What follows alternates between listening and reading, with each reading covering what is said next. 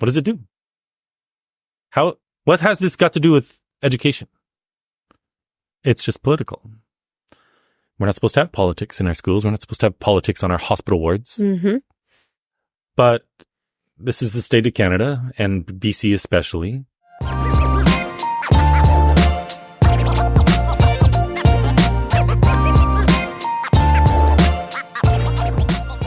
All right, cool. So you don't know much about me, and that's all right. I know nothing about you. We talked in White Spot. I know. How much do you want? And you talk about MAID, and you were on Jordan Peterson's podcast, and that's good enough for me. Yeah. Well, not that you were on his podcast. You were at White Spot. You have a family. You live locally. So that's good enough for me. That's good enough for you. I like it. Well, I want to talk to you because several reasons I wanted to have a conversation with you. Mainly because I started following you a little while back now. And what I noticed about your style is very much my style, where it's like in your face. I'm going to put the conversation to you, and we're just going to kind of go from there. And we're going to give people the opportunity to be severely uncomfortable. The reason I like that is because when people are uncomfortable, that's where you can actually get them to learn, and they're willing to listen most of the time. But what I found interesting about the way you do it is you set people off. Well, the deep end. So if I may push back a little bit against that, I mean, we're 30 seconds in and I'm already pushing back. You're allowed to push back. I want you to push back. Go for it. I don't even approach people. All I do is stand there quietly and have peaceful conversations. So I don't really characterize myself as putting something in people's face. A billboard doesn't do that? Well, the message is children cannot consent to puberty blockers. It's not exactly I 100% an aggressive message. If people get uncomfortable, first of all, that's a very small minority. 100%. I'm glad that you said that. But in social media land, what gets attention is the crazy people. So I always have this conversation. It ends up presenting a false image. And a lot of people want to talk about all the crazy and the assaults and all that sort of stuff. And I get it, because I guess that's interesting. But 95% of the time, it's not like that. It's just nice, normal people. But yeah, whatever comes, I take. It doesn't matter if they're hostile or friendly or whatever. Right. I'm just going to be present in that moment and take what I get. So, yeah. The reason I bring up in your face is because most people, maybe the in your face is a negative, has negative connotation for you. So let me try to revamp that. You go outside of your way to bring something to people's attention in a way that they aren't expecting. So I do find in Canada, and I know that you have traveled kind of all over the place. You've traveled to America, you've gone to the UK, you've gone all over to kind of spread this message, which good, it needs to be spread. But more importantly, you do it in a way people aren't expecting. So Canadians, I do find, when they are faced with something that normally is a conversation at home, like I do find individuals will have these conversations in their homes, but Canadians really struggle with having those conversations out in a public setting.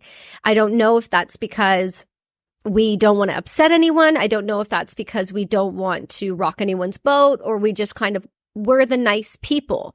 And that's the conversation I've been having with several different doctors recently that are Canadian but live in America. And they said, what I do see often is that Canadians do not want to have these types of interactions in public settings, and they don't want to make anyone upset or rock anyone's boat. They just kind of want to go about the status quo. And it feels like that's how we got to where we are in the first place. So on this issue, there's two things here. So Canadians, first of all. Canadians have never had to fight for anything. Well, I would argue that. At home, we haven't had to fight for anything. Sure, we fought in World War I and World War II. Right. Vimy and all of the allies of Britain and all that. Right.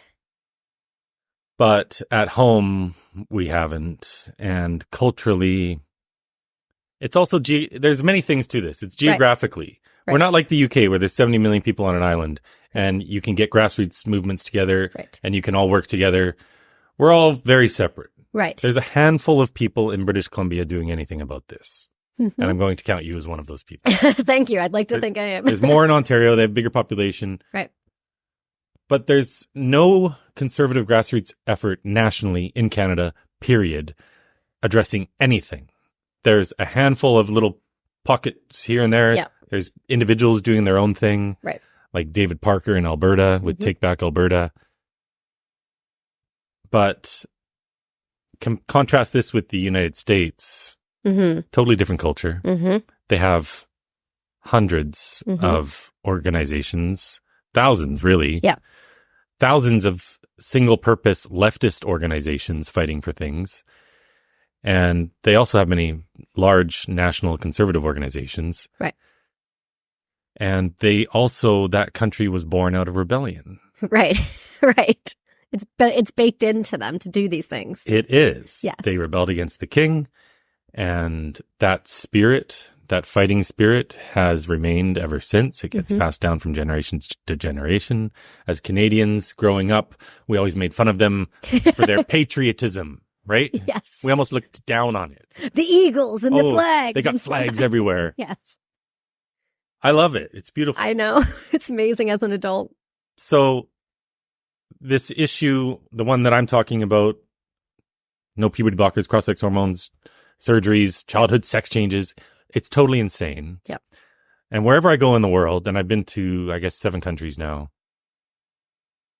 it's not so much Canada versus the US versus the UK or whatever. It's just leftists. It's leftists who have a problem. And they have a problem with me everywhere. Okay. Whether it's Australia or the US or whatever, because they're the ones pushing this. Right. You know, most Canadians aren't pushing it at all. Most totally object to it. Most know nothing about it. Right. They're learning. But yeah, it's a combination of things. The Canadian culture, we're just not used to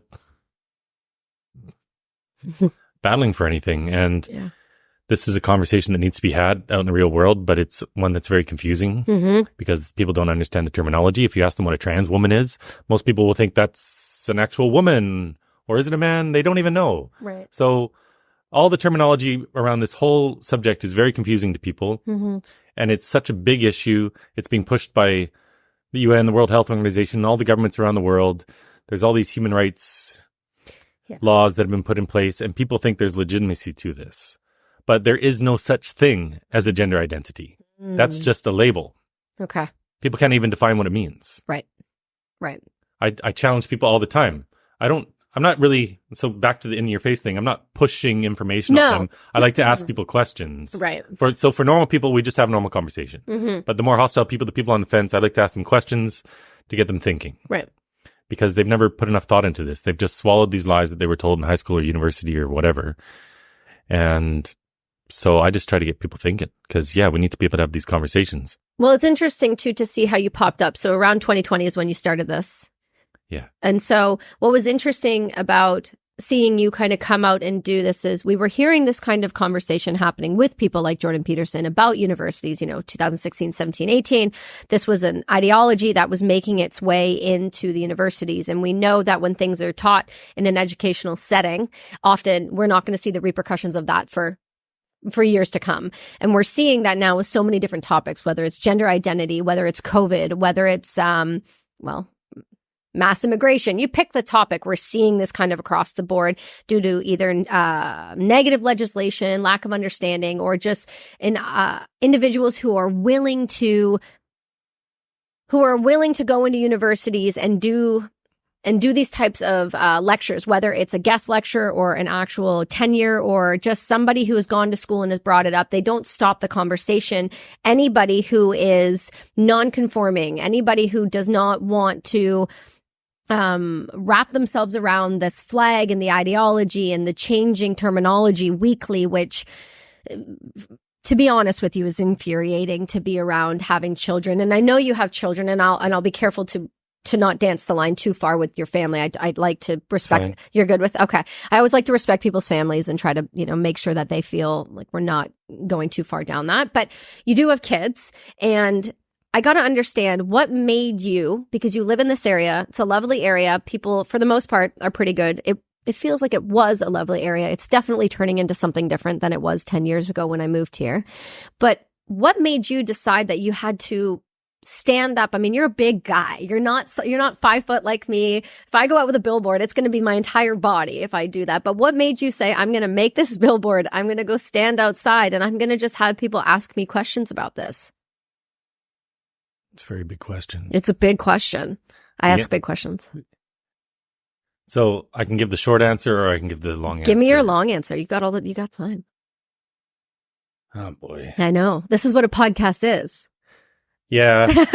Some things I don't get into so I'm 48 years old. Okay. There's a lot of experiences in there. Mm-hmm. And I've had a few unique experiences and some weird stuff and some hard times. And I'm a studious kind of guy. I used to be an investment guy. You have to research everything. I've been paying attention to the world for a long time. Mm-hmm. Yeah. But I have two girls. Mm-hmm. And in 2019, I came across this term, puberty blockers. Mm-hmm. Well, what are those? That doesn't sound good. Where did you come across this? Twitter. Just on Twitter. Okay. Yeah, of course, someone Twitter. I followed. Okay. Yeah, I forget who, and so I looked it up, and it's totally nuts. We're blocking the development of healthy children because they've been deceived into believing that they were born in the wrong body. Mm-hmm. Now, there's a lot of terminology around this. People tend to use the same terminology. I tend to think outside the box, and I change it sometimes. I just say they're basically being taught that they were born wrong. Correct. Being born in the wrong body, you say that to people, and it instantly confuses them. Like, what does that mean? Mm. So you have to ask these questions. What does that mean? Well, it means nothing. A girl who's masculine is born in the wrong body. Mm-hmm. She was supposed to be a boy. What an abusive message. Never mind the medical abuse. You're telling them they're supposed to be something they're not. Mm-hmm. The left is pushing this. Right. The party of fake love and inclusion and acceptance. They're so loving and accepting that you need to change your body. Right. You need to cut off your breasts. You need to go on testosterone. You need to sterilize yourself. The more you read about this, the crazier it gets. And it's primarily a craze affecting girls. Yes. This used to affect boys way more than girls. So I don't even like the terminology gender dysphoria. This isn't gender dysphoria. Right. Most of these kids are dealing with. For all practical purposes, we're dealing with a cult. Mm-hmm. And if you look at all the hallmarks of all cults, all the similarities are there. The only thing you could maybe argue against it is there's not really a cult leader. I mean, back in the day, the founder, you could say, perhaps is John Money. This goes back to pre-Weimar Republic, even with this guy, Magnus Hirschfeld. But anyway. No. We'll be more than 2 hours if we get into all that. No, but I understand. But this theory of gender identity really, that term itself was not coined until the 1960s. And it was popularized by a doctor named John Money at Johns Hopkins University. He experimented on a little boy from Winnipeg, actually, who lost his penis in a circumcision gone wrong. Oh, my goodness. This mechanical device malfunctioned, burned his little penis off. And the mom saw some advertisement for this work John Money was doing and reached out to him. And for John Money, who was researching people with disorders of sexual development, this was like a perfect opportunity for him to experiment on this little boy with this theory that our gender is essentially a social construct. That if we raised he theorized that if he raised a boy as a girl, there'd really be no difference between him and other girls. So together with the parents, they agreed to castrate the boy completely, make a fake vagina for him, never told him he was a boy. Okay. Told him he was a girl. He's a twin. He had a twin brother. Oh, wow. Okay. And people can look this up. There's a good documentary on it by BBC. Okay. But Money falsified his research. He is a pedophile for sure. He had these little boys doing sexual things to each other. And as many of these sexologists at universities are, by the way, they're all justifying pedophilia. They call them minor attracted people. Oh, yes. I refuse to use that term. But long story short, he ended up killing himself as an adult. Mm-hmm. Brother had huge alcohol issues. He died as well. was a total disaster, but from that, this theory of gender identity was formed. And then it remained in academia for a long time. Feminist scholars really picked up on this. Mm-hmm. And they taught this nonsense that gender is a social construct for a long time. What does that mean? I don't know. It means nothing. It means stereotypes determine your gender. Well, what's gender?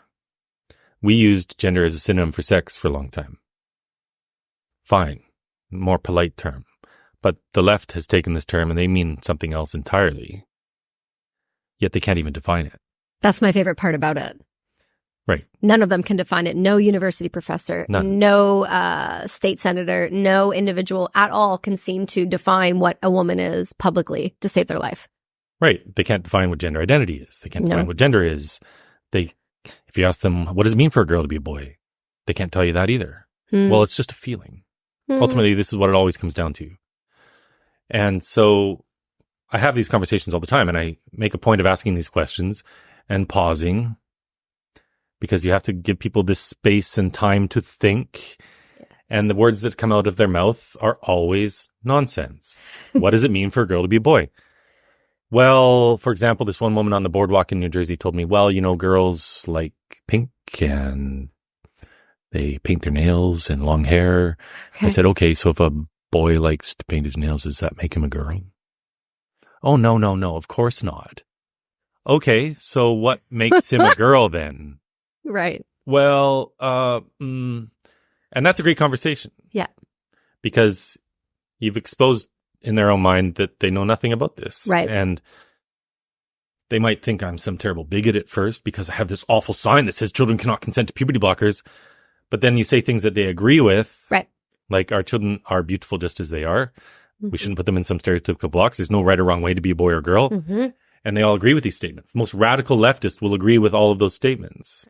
So they come into this thinking I'm the devil. Now I say something that they agree with. They're totally confused. That's a beautiful end to the conversation. Right. Because these type of people are never going to admit in that moment that they're wrong. They're in a cult. And how does someone come out of a cult? They don't come out because you told them they were wrong. They don't come out because you showed them evidence. They come out because in their own mind, they're questioning things.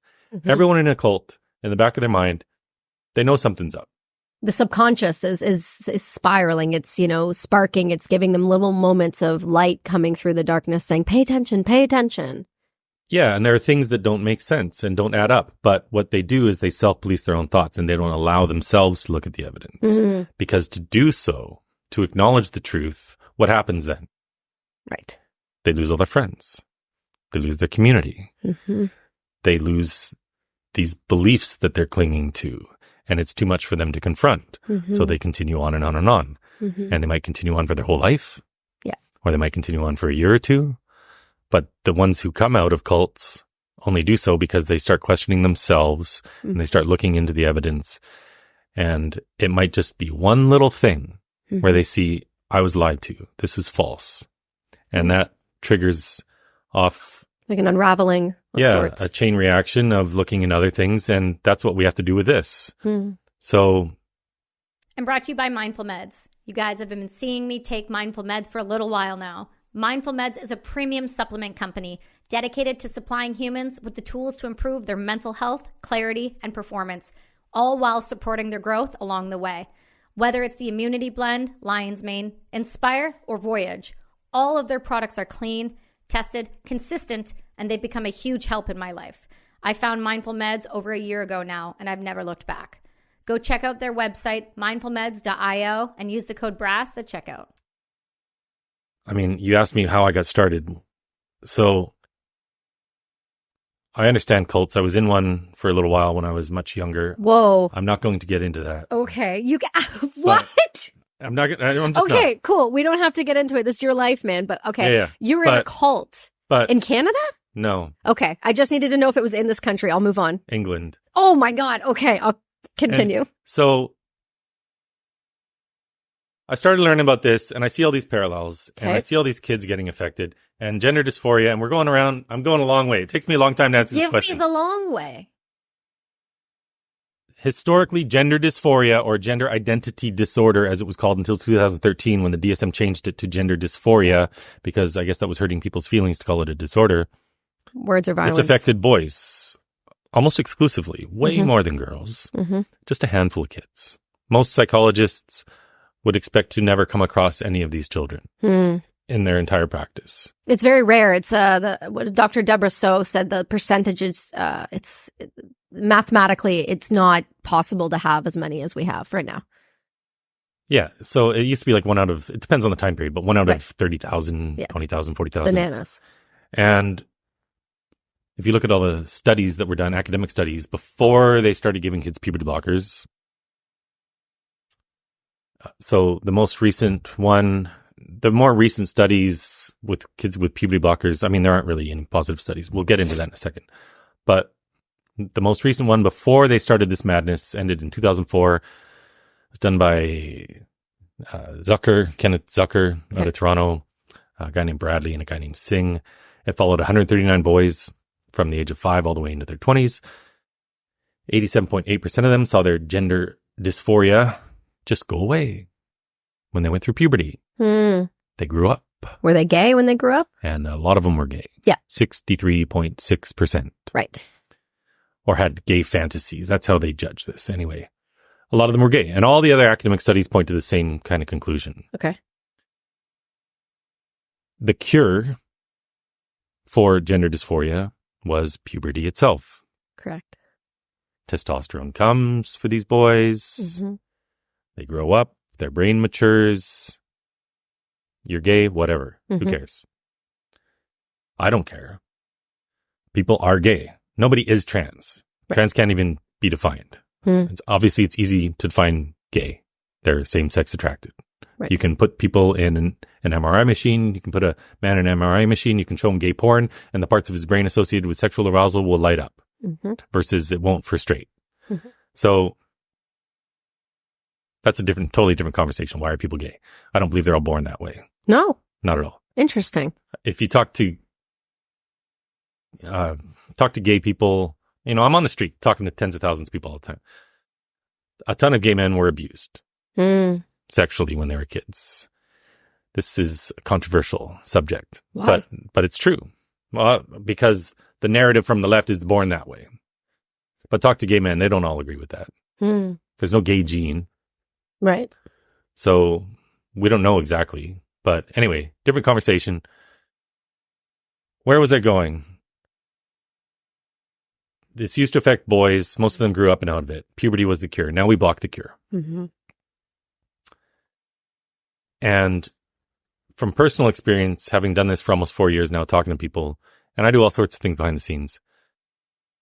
I know tons of parents whose kids they were identifying as trans, and now they've grown up and out of it. And what was the age when they started identifying as trans and when they started to roll out of it? I mean, it varies, on average, but 12, 13, 14, 15 are probably the dominant ages. 16, 17, 18. A lot of kids get into university. Right. And these are not the thriving children or young people. These are people with abuse, trauma, sexual abuse. They're in foster care. Autism is hugely prevalent. Fixation. I would say a majority of the kids are on the autism spectrum. Okay. I can cite the best statistic we have is from the Tavistock, the gender clinic in England that's now been shut down. 35% of those kids had moderate to severe autism. Wow. Here in British Columbia, we have this psychologist named Wallace Wong who works for the Department of Children and Family. What's it called? Department of Children and Family Development, I think. Okay. And he's personally transitioning over 1,000 kids, including more than 500 in foster care. In British Columbia alone. Whoa, we need to find out who this guy is. Wallace Wong. Okay, Wallace. We're going to chat. There's a talk he gave at the Vancouver Public Library. It's public. We have the full transcript. Oh, no. I've exposed this guy many times. Carrie Simpson out of Langley was actually the first one to expose him. You might know her. Yep. And in this talk, he said he's transitioned more than 500 in foster care. There are only 6,000 kids in state care in BC. And 500 of them are patients of his. Being transitioned. And nobody's there to protect them from him. Nobody. That's terrifying. He sends them to the Children's Hospital. And Children's does it. So he does the social transition. Okay. the new name, the pronouns. He's counseling them. He's affirming them. Yes, sweetheart, you were born wrong. There's no questioning. And in this talk, he admits that he knows that the vast majority desist. They grow out of it. But he does this anyway. And he admitted this in that transcript. Yeah. I'm going to get you to send that to me if you will. I'd like to add this to this episode. What? He also, in this talk at Vancouver Public Library, where he's talking to parents and children, Right. he says, if you're not getting the drugs and hormones you want quickly, right, say you're suicidal. Whoa. It works every time. Whoa. So he's teaching them how to game the system and threatening their own lives. They don't understand. These children don't understand what suicide really means. No, but he's introducing them to it. Sure. And every, suicide prevention organization in the world will say, you're not supposed to promote suicide. You shouldn't talk about suicide. It has a contagion aspect to it itself. And I'm in suicide prevention. I have been for since 2015. Okay. So this is this is blowing my mind right now that this is allowed. Yet all of these leftist organizations, right, every single doctor involved in this, every time this conversation comes up, they say, if we don't transition these kids, they'll kill themselves. Was it you can either have a dead daughter or an alive son? Isn't that the conversation? That's right. Yeah. And they manipulate parents that way. Yep. They're manipulating the kids that way. Right. There's a young woman named Prisha Mosley. She started to transition when she was a kid. I tweet out this video that she posted on Reddit all the time.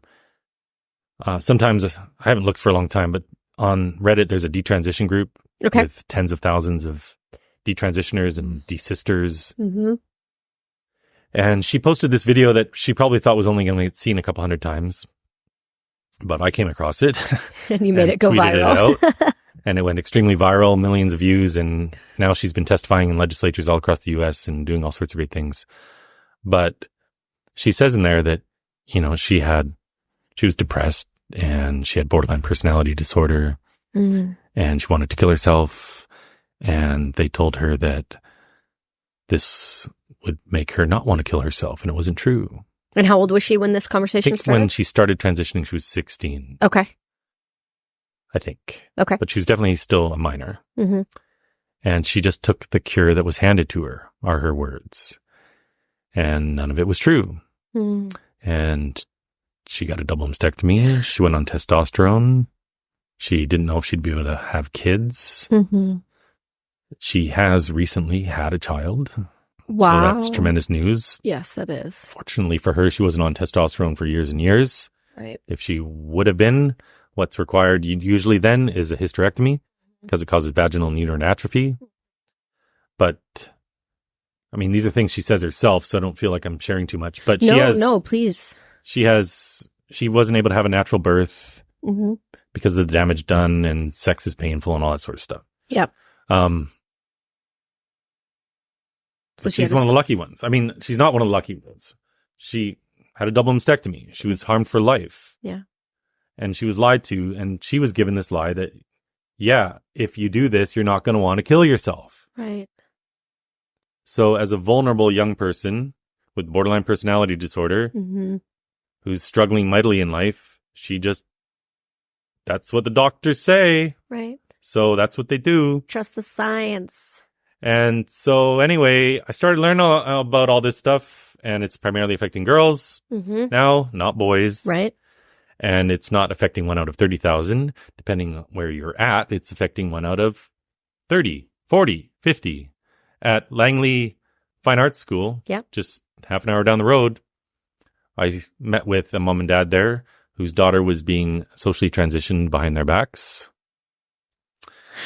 And this is a fine arts school, right? So it's a liberal school. So you're going to get more of these teachers with blue hair who are pushing this stuff. And I think the girl was in grade 9 at the time. Okay. And she was always just a happy, great, fine, normal girl. But from September to December, the mom could see her spiraling downwards with her mental health. She asked 3 times the school if there was something going on. 3 times they lied to her. She was going by a boy's name. Oh. he, him pronouns, and they hid it from her parents. This is a psychological intervention going on. Mm-hmm.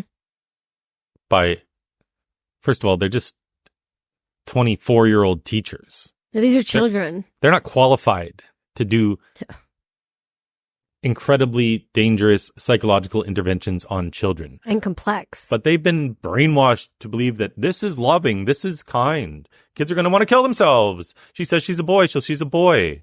How insane is this? Yeah. This is abuse. This is psychological abuse. And so anyway, the parents found out.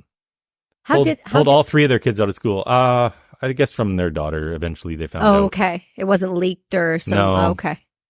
But they had 3 kids in the school who the children estimate that 45 girls in that school are identifying as trans. That's one school. Statistically, that's just an anomaly. That's not possible. This is social contagion. Absolutely. Social contagions affect girls way more than boys all throughout history. So this is just the latest one. But there's no adults to protect these kids. No one was talking about this when I started this campaign. Right. There were some radical feminists talking about it, and they're going to get mad at me, but they are extremely divisive and hateful, and they hate men.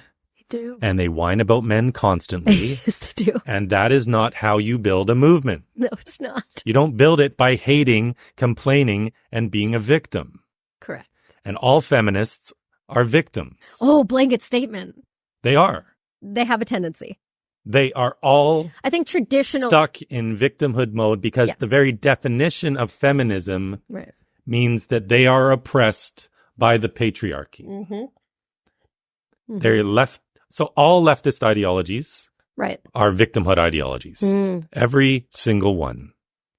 Feminism is a leftist ideology. This isn't about equal rights. No, we're not talking about that right First wave feminism, yes. That's old school feminism, OG stuff, getting women's rights to vote, credit cards, home ownership. That's a different ballgame we're talking about. Awesome. Yeah, great, obviously.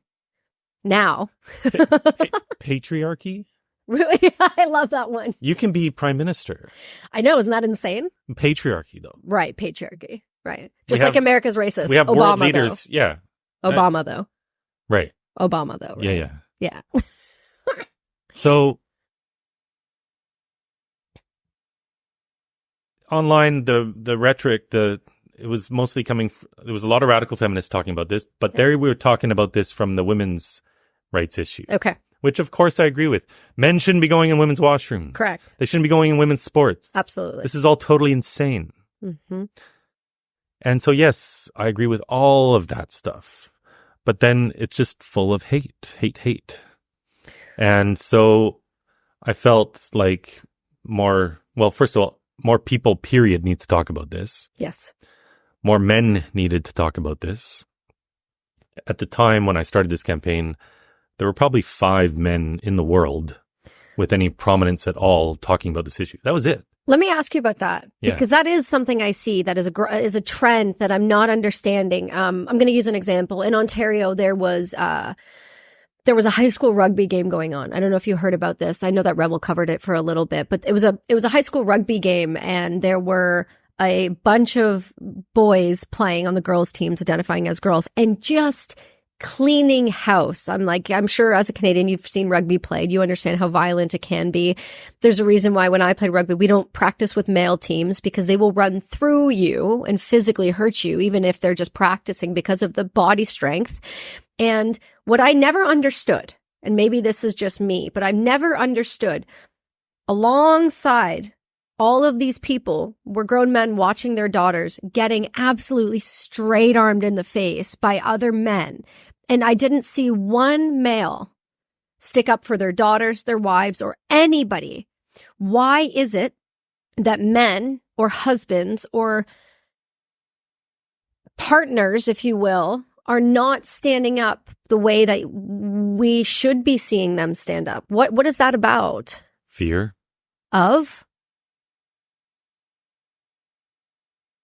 Of social exclusion, of losing your job, of having people say you're anti-LGBTQ, of having people call you a bigot, of putting yourself out there. Okay. It's fear, it's cowardice, it's also, and I would say it's mostly people don't know what to do. Ah, that's what I wanted to know if you were going to say that. Yeah, because I've been guilty of this myself, saying, you know, people can't speak up or they're afraid to speak up, but it's not so much that they don't know how to speak up. They don't know what to say. Okay. And when people don't know what to say, they say nothing. Mm-hmm. And of course, the law and the human rights code and everything is working against us, but some people have to challenge that. Mm-hmm. Like this bill C4 that was passed, this conversion therapy bill. Oh, yes. They made it a crime to, these bills are all over the world, but it made it a crime to try to convert someone based on their sexual orientation. You shouldn't try to turn gay people straight. That's a criminal offense. Right. And most people agree with that. It's not going to work anyway. Right. But the real reason these bills are promoted is the second component of these bills, which is gender identity. So the sexual orientation is how they sell the bill. Okay. That's how they get broad public support. When they have the hearings and everything, they talk about, you know, some Christian pastor somewhere who tried to convert someone, some gay person. Right. And oh my gosh, that's all terrible. And then the gender identity part, which is the real purpose of the bill, just kind of gets slipped in there. Mm-hmm. And so it's now a criminal offense to try to change someone's gender identity from transgender to cisgender. Well, cisgender is made up, doesn't exist. Thank you. Transgender is made up as well. It's nothing but a label. Right. Nobody is trans. Transition or body modification, which is all it is. Mm-hmm. Transition is something people do. It's not something they are. Correct. All it is body modification done as what should be with adults, at least. I don't think it should ever be done, but it's really done as a last case scenario to try to relieve distress. Yes. For a severe mental illness. Buck would agree with you on that. Do you know who Buck Angel is? I know Buck. Yeah, you know Buck. I'm not a fan of Buck. You're not a fan? No. No, you don't have to be a fan of him, but he did say one thing on the show. Of her. I know. Him and I have had this conversation, and he's the only person I actually agree with. And the reason I say him and not her, because I don't normally play that game, to be straight with you, I don't, is because he goes, I have a mental illness. Mm-hmm. I'm consciously aware of that. I know that. I know that I will never be a man. I understand that. I can walk around in the world like that. I can walk around as a man, but I will never be a man. Never. And that to me was a different type of conversation than I've ever had with anybody who has transitioned or gone down that path. Or it was very simple. I'm a woman. I know that. I know that. I was like, oh, this is the first time I've actually heard that though. Like a logical argument ever. Yeah. I shouldn't say I'm not a fan. I want nothing but the best for Buck. Yeah. Buck has had some nasty words towards me online. Oh, really? I had no idea. Buck is into porn. Buck sells a device. Yeah, Buck's a different duck. And sells this. It gets really gross. I'm not going to get into it. I know the deal of Buck. But Buck is doing some things that aren't helpful for the young people who are stuck in this. Right.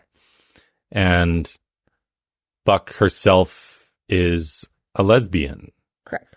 But her influence has been really to harm other lesbians who buy into this nonsense that they're born wrong. Right. And then there's a bunch of stuff there. Okay. So I want nothing but the best for Buck. Right. But Buck isn't helpful for this child transition issue. Right. She hasn't been a positive influence on that.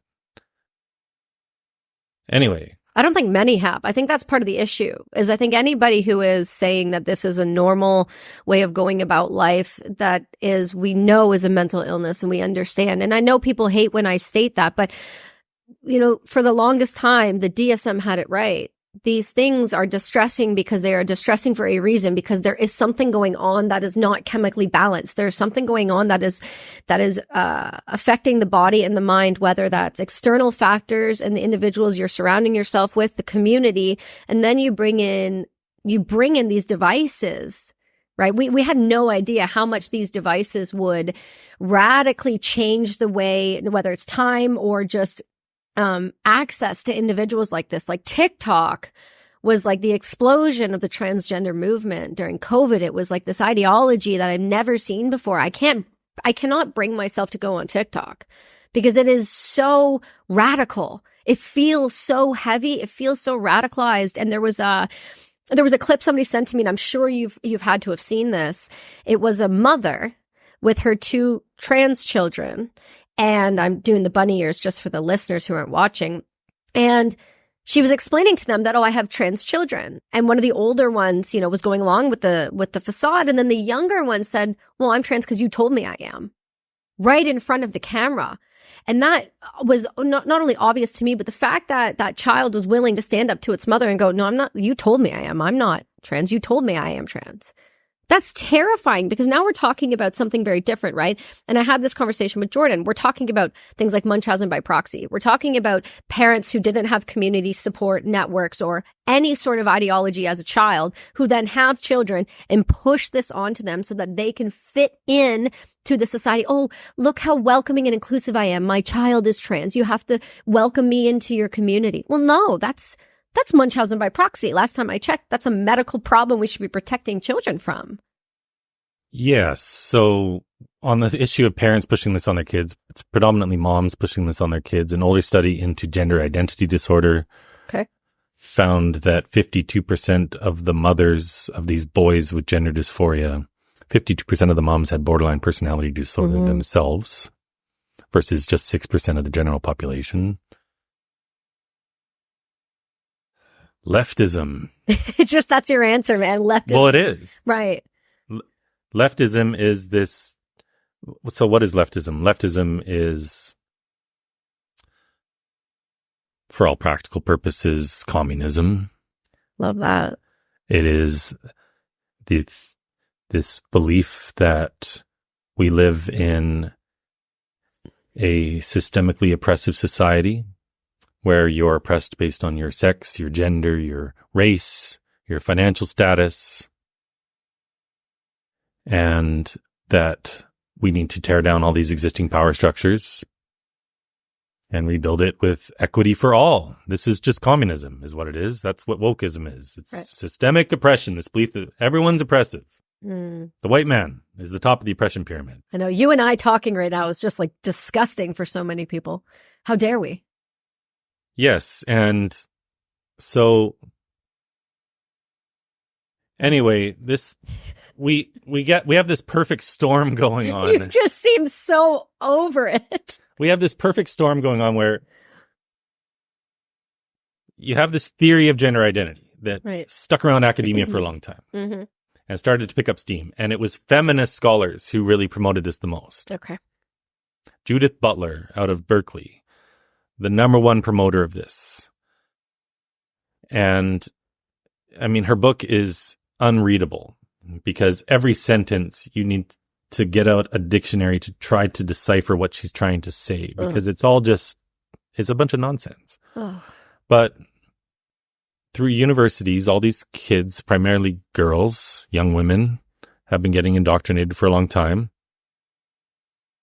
into this theory that we have gender identities. And then we had the gay rights movement, which really around 2010 to 2015, all across the Western world, which all these countries act in tandem. Gay rights were one. All these TQ organizations or LGBTQ organizations, I call them TQ because they're really nothing about LGBT these days. They achieve their objectives, gay rights, gay marriage, all that stuff. What do? Do they close the doors? No. Do they tell their donors, thank you so much, we won, we're done? They expand. No, they expand. Right. There's always something else. Power. Leftism is about perpetual revolution. It's not about a revolution. It's not about winning something. It's about always fighting to always tear down the sources of oppression. So it never stops. As soon as they normalize something, it's on to the very next thing. So all the Christians that were warning about the slippery slope, right? Yeah. Well, they were right. Of course, there's a slippery slope. The objective changed from gay rights to trans rights, and no one wanted to speak up. because now you're a bigot. Now you're anti-LGBTQ, 2S, IA+. I love that you know them all. I couldn't be bothered. Yeah, I left out the P. Oh, how dare you? Offensive. Yeah, for pedophilia. Oh, yes, because that is a real thing. That's the plus. Can we talk about that for a second? Sure, but let me just finish this one thought. Yes, please do. So I'm talking about this perfect storm. There's the gay rights movement. It's one. Then the objectives go to trans rights. This becomes the new civil rights movement. They've taken a mental illness and turned it into a civil rights movement, which no one dares to speak up against. Then you have the internet. We didn't grow up with the internet. Nope. Well, maybe I did. I did not grow up with the internet. I didn't. I mean, maybe you did, but because you're younger than me. Barely. Relax. But social media, this is the first generation of children to grow up online. Dr. Phil, when he was talking to Joe Rogan, had a great line. He said, kids stopped living their own lives and they started watching other kids live theirs. Yeah. And so there's that going on. Then there's getting this ideology into schools. And all of these forces combined to just make this perfect environment for this thing to blow up.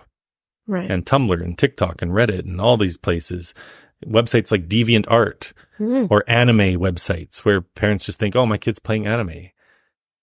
It's full of trans influencers. Or certain bands have the huge trans followings. And these kids fall into it through that way, or they fall into it through playing video games because they're not just playing a video game, they're talking to other kids on the other side of the world. Right. And there's this young woman who came out with me at the University of Washington when she was 16. She was struggling. She was depressed. She developed really young, which is hard for girls. I'm told, I imagine, yes, obviously you're getting sexualized by men. You go from just being a kid, perfectly innocent. Your whole world changes. And girls don't like that. And she developed really young. She didn't like it. She was struggling. She ended up talking to a couple people through video games who told her that, well, maybe it's because you're trans. They identified as trans themselves. And she just bought into it. This was presented as the reason for her discomfort. And so at 16, she had a double mastectomy. She went on testosterone. She's got a deep voice forever. At 19, she realized this was all a mistake. But you can't go back. And that's just through video games. So we're still on that original question. Why'd you get into this, Chris? So madness. The more you read, I mean, we could talk for 8 hours and keep hitting new subjects. But I started researching this, and the more you read, the crazier it gets. And I didn't like the discourse online. It was too divisive. It was too isolated. And we have to have these conversations in the real world. So the first thing I did was actually put up a real billboard that said, I love J.K. Rowling. I was following the lead of this woman in the UK who put up a sign in the Edinburgh train station. It was taken down. And I was reading Harry Potter with my little one every night, which for parents out there, the best thing you can do is read with your kids every night. That's when they're going to tell you how their day is. Maybe they're just trying to delay going to bed. But this is when you learn what's going on in their life. You learn what's going on in school. You hear all these things. And you're bonding with your child. And you can have age-appropriate conversations about this issue. Little bits here and there. You know, teaching them the actual affirmative messages that you're perfect just as you are. That if anyone comes along and tells you that you need to change your body, that you're supposed to be something you're not. If you hear the word gender mentioned at school, I want to hear about it. So anyway, I was reading Harry Potter every night with my little one. My favorite part of my whole life ever is reading with my kids at night. I love that. And I see that this sign gets taken down that said, I love J.K. Rowling. And I went, so we can't even say we will love the world's greatest children's author now, who herself is a leftist, a feminist. Right. I think she's great. I don't agree with everything, but she's wonderful. But now we can't even put up a sign that says, I love J.K. Rowling without some people whining on Twitter and getting it taken down. So I put up a big billboard that said the same thing. It also lasted just a day in Vancouver. Sarah Kirby Young, a Vancouver counselor, said it was hate speech. What, by saying, I love J.K. Rowling? Yeah. It has a heart on it. Where was this billboard? Hastings. Of course. Oh my God, you put it down in Hastings. Well, so I didn't do that on purpose. Are you sure? I contacted Pattison Outdoor to put up a billboard. Okay. And I got this sales guy. His name was Thomas Tran. The world is just giving you affirmations every time you go to do something. And I said, I want to put up this billboard. And can you find me a location? And he couldn't find me a good location. He recommended one spot. I went and checked it out. And it was terrible. It was like in a parking lot, kind of not a busy area. And they couldn't find me a good location. So one day I drove around for 3 hours all around Vancouver. All the major thoroughfares heading into downtown Vancouver. And I found this one sign that it didn't have anything on it. And it was in Hastings. And it was on Hastings, heading westbound into Vancouver. So tons of traffic. Yep. And I contacted the company. And this sign used to be one of those revolving signs, you know? Okay, yep. And it had just changed to a static one. So it wasn't in their sales system yet. That's why he didn't know about it. So I got it. And it was during COVID. And I got a discount. It was like $3,000 a month or something. And I signed a contract for 3 months. Okay. Paid up front. Worked extra to do that.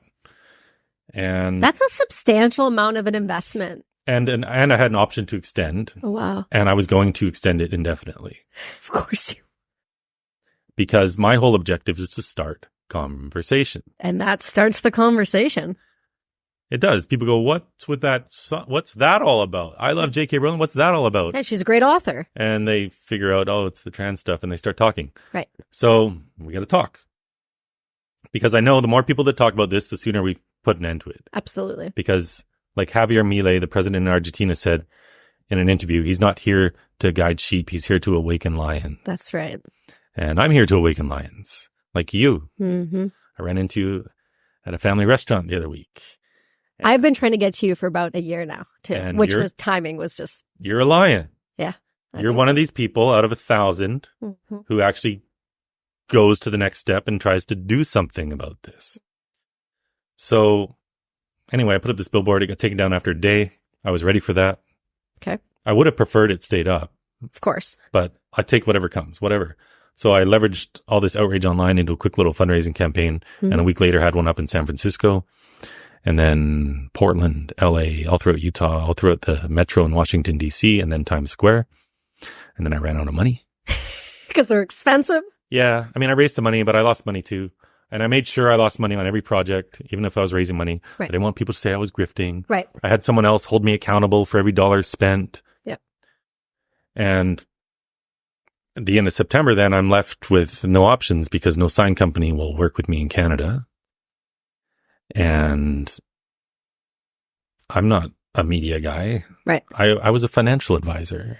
This is what blows my mind about you. I was a normal person. I am a normal person. You are a normal person. Well, maybe not. But I said, well, they can take down my billboard, but they can't take it off my back. Right. So I had some signs made. And the first place I went was where the billboard was. And I had a sign that said, I love J.K. Rowling. And the other first sign that I had made said, gender ideology does not belong in schools. Because this is the other part of the perfect storm I was talking about.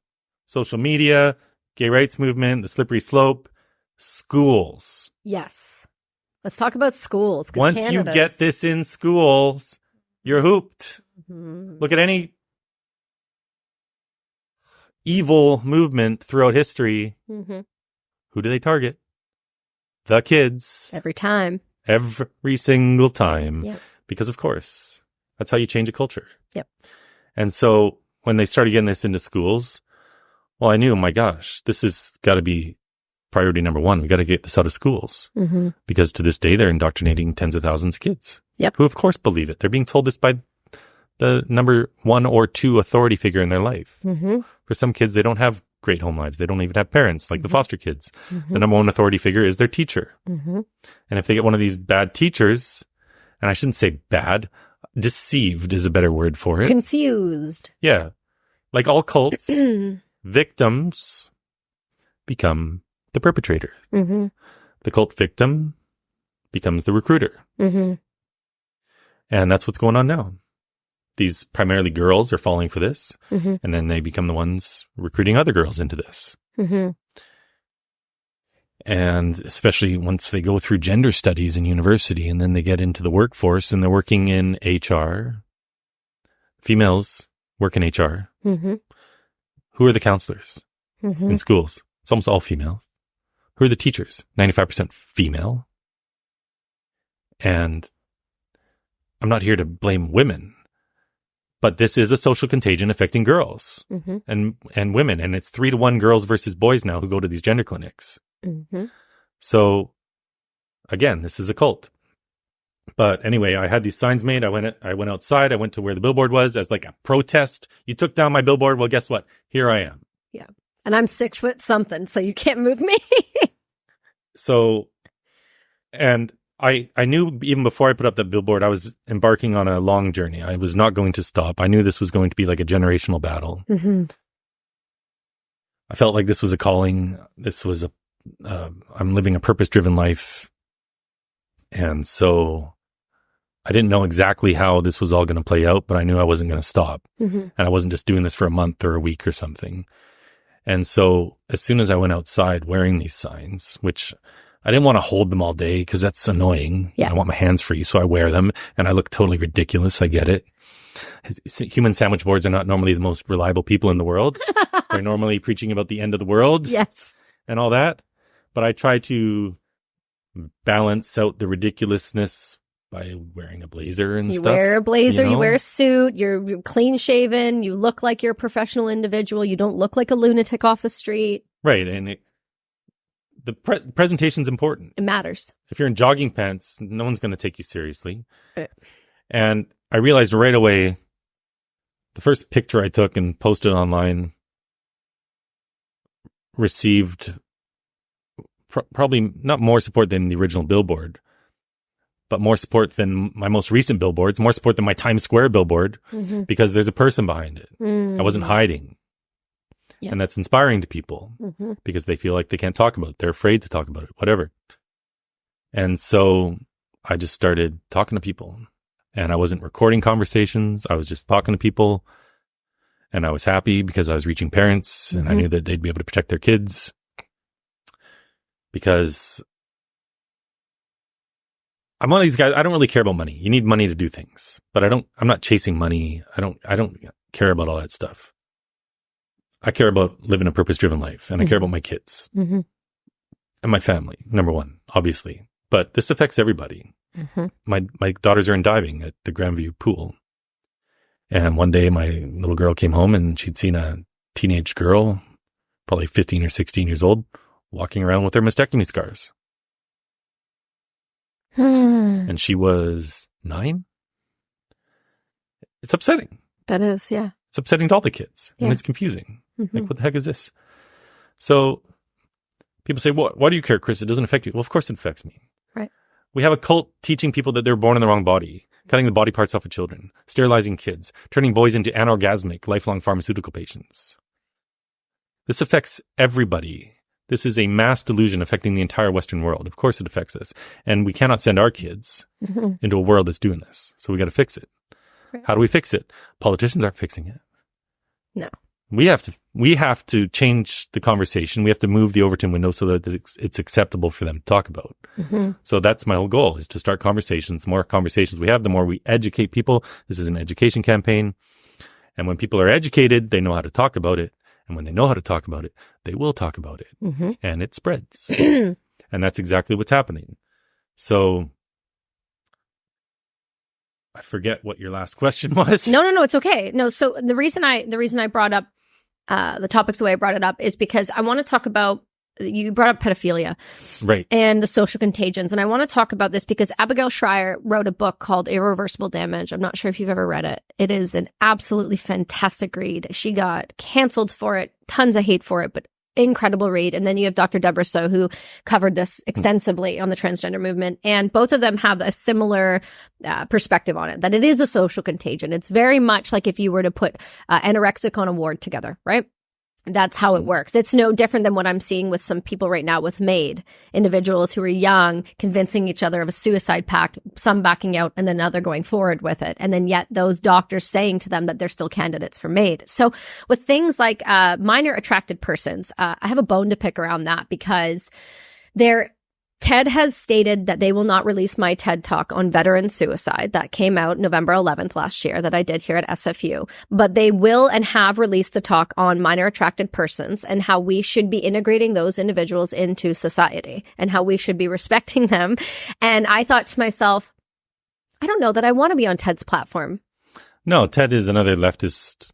They've been basically dominated by leftism. Right. They're not Really platforming conservatives. No, no. And when I say conservatives, really reality-based people. Because I don't, for the most of my life, I grew up as I would say as a middle of the road kind of liberal. Like, I want people to have gun rights. I want people to not be able to come on my property and take my things. I also want to be able to, and some don't agree with this, but I want to be able, we lost our first child and I had the very pro-life movement tell me that I was having an abortion even though my child had no heartbeat. And do you know what I mean? Those are just some wackos. Most people don't think like that. No, and I know they don't, because when I went to the pro-life movement the weekend after I saw you, I had that conversation with them, and more people were like, we know people like that, and then they apologize on behalf of those people because they're like, that is lunacy. Those people are radical. Yeah, exactly. There's radical, but I guess that's my point is I grew up very much in the middle of the road with long-haul truck driving parents who are very much more like, protect your rights, do what you want, but also pay your taxes and be a good person. There was never this conversation of the more extremist side of things. But the more and more I became an adult and the more and more I became a citizen and then a military member and then a parent, I realized how much ideology has broken down in this country and how much more the communistic mindset has shifted and being pushed in this veil of liberalism. And I've never thought I'd be that person. I never thought I'd be people call me conservative and people call me Republican now. And I'm like, I'm not American, relax. But the conversation is, are you a Trumper? Well, no, I'm Canadian. I'm trying to protect the rest of us from the CCP overrunning us. I'm not a Trumper, although I would vote for him in a heartbeat. But I am definitely somebody who is there is things wrong. And we should be discussing these because if you leave things in the dark, that's where they grow. And you can see that very plainly. That's what's happening.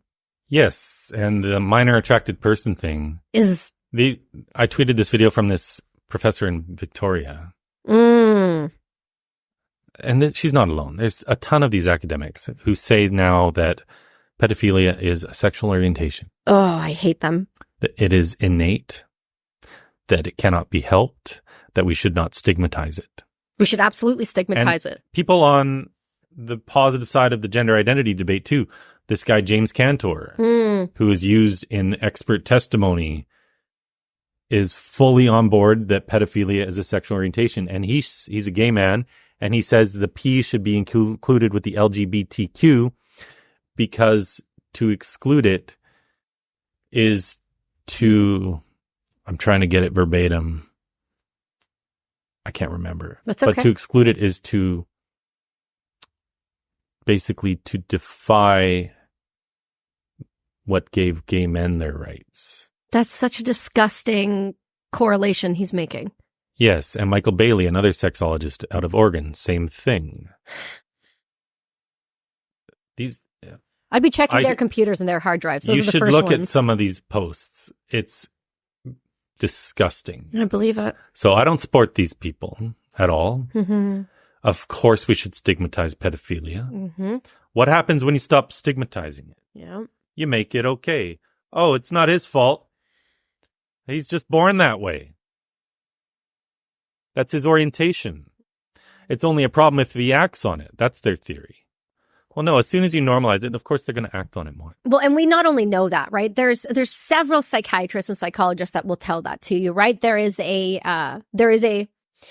path to action, right? So first it's the thought of it, then it's seeking it out online, then it's watching from afar, then it's the equal opportunity, i.e. your child going into a bathroom by themselves, things along those lines. It's when the opportunity presents itself and eventually they act on it. Regardless of what anybody says, I have never once, and I could be very wrong on this, and I'm sure I'll find out by the internet, you cannot tell me that somebody that has had, thoughts like this from a child to an adulthood hasn't either tried to act on it, hasn't acted on it, or who doesn't have in their possession child pornography.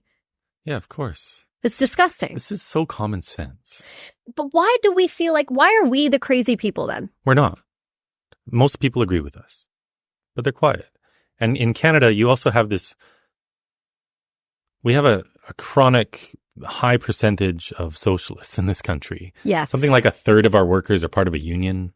Right. So they're getting propagandized all the time. Mm-hmm. I had this protest last September in Toronto. So I had one in Ottawa in June of 2023. It was very successful. I'd been there back in October 21. I went to the street with 3 schools on it where I knew they were indoctrinating kids with all this crap. And I didn't stand right from the school because I don't like to do that. But I was on the street and parents driving by and walking by could see me. And I'm there to talk to parents. Right. And I'm there to cause a bit of a stir. I don't do a lot of protests. I don't consider myself a protester. I'm out there to have conversations, but I have had a few. Mm-hmm. And the first time I went to this area, I was there on my own in the morning and 300 counter protesters came. CBC, Global, CTV. They were all there. All the state run. And I was totally mobbed. And I talked to CBC and CTV each for about 15 minutes. This was the top story on the news at night.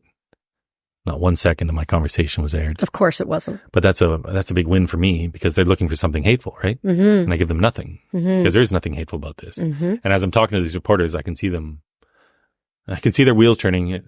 Yeah, he's right. I mean, they don't offer these opinions, but they know I'm right. Mm-hmm. And then I went back there in the afternoon. I was there in the morning and then the afternoon. 2 people came out with me in the afternoon. Same thing, 300 people mobbing us. I was punched in the head twice. I was painted on. I was spat on. My signs were destroyed and my car was keyed, my rental car. Lots of police. Do you charge these people with assault? No, it doesn't work like that. I don't get to charge them. You don't get to charge them even though they spit on you, punched you in the head twice. No, police have to file charges and then the Crown prosecutor has to approve the charge. But police did nothing. And this is the OPP? This was... Or RCMP? This was Ottawa police. Oh, okay. That was Ottawa. Okay. But I can tell you stories about Vancouver or Oh, Montreal. I'm sure there's plenty of all whoever. of those. So that was 3 of us against 300 that afternoon. Are you not concerned? I went back to the same street. No, I'm not concerned. The type of people who have a problem with me aren't the type I need to worry about. They are not athletes. They're not strong men. Right. They're men wearing dresses. Making a or mockery. they're the type of guys who work at Starbucks. Okay. And it's a lot of young women. Correct. It's, Mm-hmm. I don't really have to worry about it. I've literally never, a big, strong guy has a problem with me. Right. Never. I see a big, strong dude walking down the street, the type I would need to worry about. I never worry because I know they all agree with me. Yeah, they give you the nod. And all the athletes agree with me. Right. It's, there's a demographic here. Mm-hmm. It's the struggling people. It's, Anyway. So I went back there. That was in 2021. I went back there last year. And instead of just 2 people with me, I had about 500. Ooh. So this shows the improvement in awareness. Mm-hmm. I also had about 500 counter protesters. It was great. Mm-hmm. And the Muslims came out for the first time. I saw that. Back in June of 2023. Then that triggered more protests in Canada in September, 2 months later, all across Canada. Mm-hmm. We probably had 30,000 people, I estimate, all across Canada, which is incredible. It is. Incredible. And the conservative movement is certainly awake. A lot of the leftists are also not okay with this. Mm-hmm. And I say all the time this,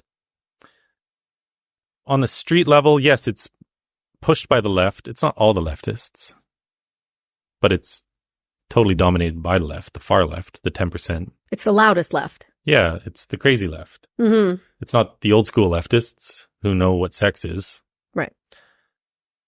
But I get a lot of support from leftists too. This really shouldn't be a political issue because we're talking about fundamental reality here. Mm-hmm.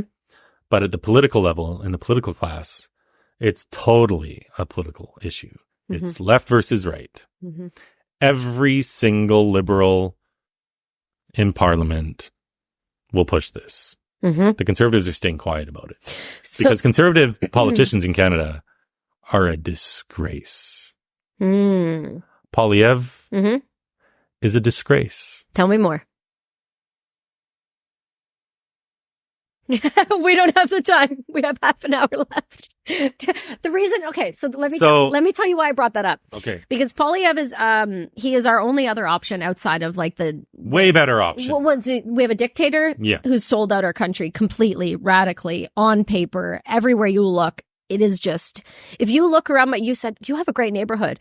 Please don't say where I live out loud. But if you look where I live, though, a lot of these homes are empty 6 months out of the year. There's a reason for that. And there's a reason for that because we've sold our properties to people from another country who just park their money in British Columbia. And we know that. That's why there's a 15% tax on those individuals.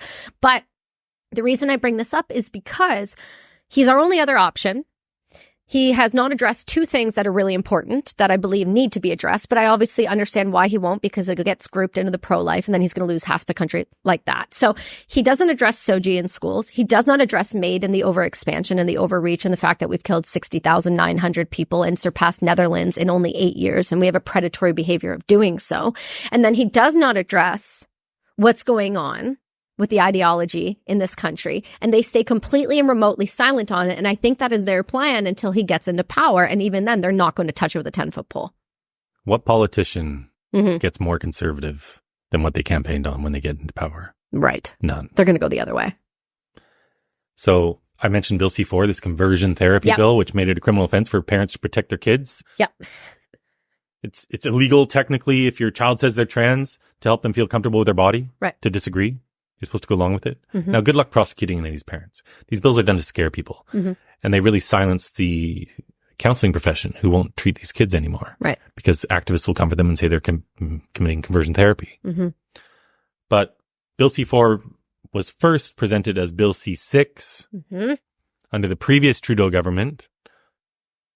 We had an election when 2021, right? Yep. So Bill C-6 was floated in 2020. Yep. They had hearings in 2021. It went to a vote in the House. 62 conservatives voted against it. That was good. I think it was 53 conservatives who voted for it. Pierre was one of them. Then when it came back, so then Trudeau called an election, so the bill died. It hadn't passed the Senate yet. When Trudeau won again, it came back. It was now called Bill C-4. Same bill. They didn't even have a proper vote. A conservative made a motion to fast track it. Any objections? No. Unanimous. Same thing in the Senate. And then they were hugging and dancing in the aisles and crying. How disgusting. It's disgusting. And he's the conservative leader. He doesn't speak about this. For the first time, finally, and I'm going to give him credit. I give credit where it's due. Of course. In Alberta, Danielle Smith is proposing legislation to stop puberty blockers for kids under 16 years of age. That's a good start. Should be 18 at a minimum. Absolutely. But it's a great start. Yeah. It's 100% better than nothing. Yep. And in a press conference a few months ago, Pierre was asked 4 or 5 times, what do you think of what Danielle Smith is doing? And he tries to stay out of these issues. But he finally did say that he doesn't think kids should get puberty blockers.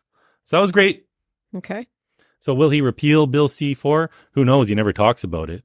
He tries to stay out of all the cultural issues. What does Pierre talk about? Inflation, housing. And Trudeau. Yeah, he doesn't. He talks about the safe issues. Yeah. And so conservatives get mad at me, and I don't mind because I criticize legitimately. This is not a political issue. It shouldn't be, but they've politicized it. This is child abuse. Correct. They're sterilizing kids. They're cutting off the body parts of children. They're doing double mastectomies on kids as young as 12. Which is just insane. Last month, I know a person who works for used to work for Trans Health BC, is still a nurse in British Columbia, very connected to all of this. A 12-year-old girl at BC Children's had her breast cut off. Children's did this. I delivered my child there. That's terrifying. That bothers me on a lot of levels. Well, that's the gender clinic they go to. In BC, it's the Children's Hospital. Yeah. How is that place not being protested on a regular, ongoing basis? Well, I've been there many times. Let me know when you go again, would you? Sure. It's not the best place for what I do because I'm out there to have conversations, and it's on Oak Street, and it's just crazy there anyway. There's just a bunch of traffic, really. Yeah. But I go there once in a while just to make a point. Mm-hmm. I had no idea that was going on at Children's. Yeah, and the puberty blockers and the cross-sex hormones. The opposite sex's hormones, I should say. I don't like the word cross-sex hormones. People don't even know what that means. Right. The opposite sex's hormones. Girls getting testosterone, boys getting estrogen. Well, when I went into PSARCH here with my son for a pediatric appointment, we went up to the peds ward to meet with the doctor about asthma type things. And this wasn't even during Pride Month, which is, by the way, that's insane. And I've never seen more pride flags in any location, let alone in one spot, than an entire floor of a hospital of where you're delivering babies. Let alone, why does that matter? You're delivering children. This is a ward to bring pregnant women to deliver children. Why do they need to have transgender flags?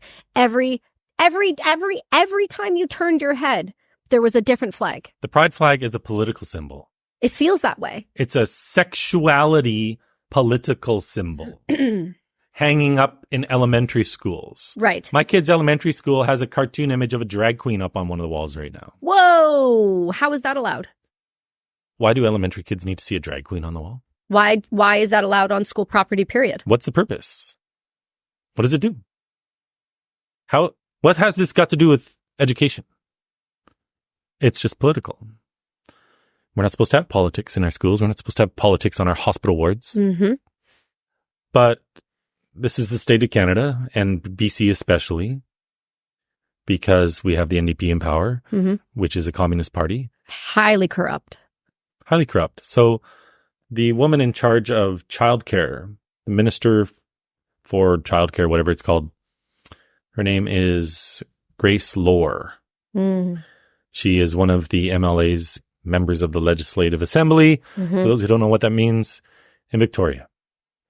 Back in 2020, during our provincial election campaign, when I just started my own campaign, I went to Victoria a number of times. And during the provincial election campaign, I went over to go talk to the Minister of Education, NDP. He refused to speak with me, of course.